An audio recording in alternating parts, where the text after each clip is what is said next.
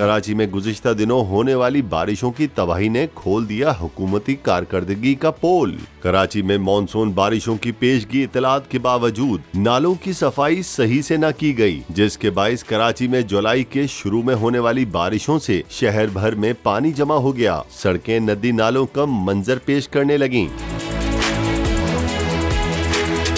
महकमा मौसमियात के मुताबिक शहर में मजीद तूफानी बारिशों और अर्बन फ्लडिंग का अलर्ट भी जारी कर दिया गया है, लेकिन ईद उल अजहा के बाद कुर्बानी के जानवरों की आलाइशों को उठाने का काम ताहाल मुकम्मल नहीं हो सका।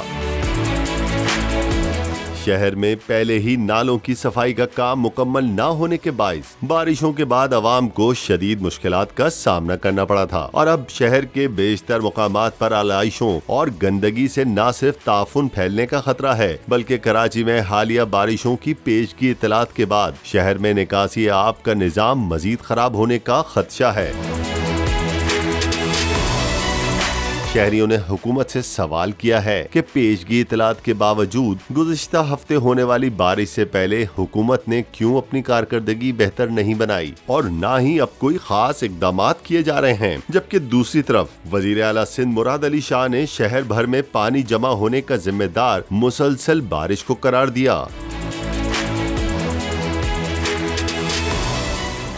सब्सक्राइब करें और बेल दबाएं ताकि कोई खबर रह न जाए।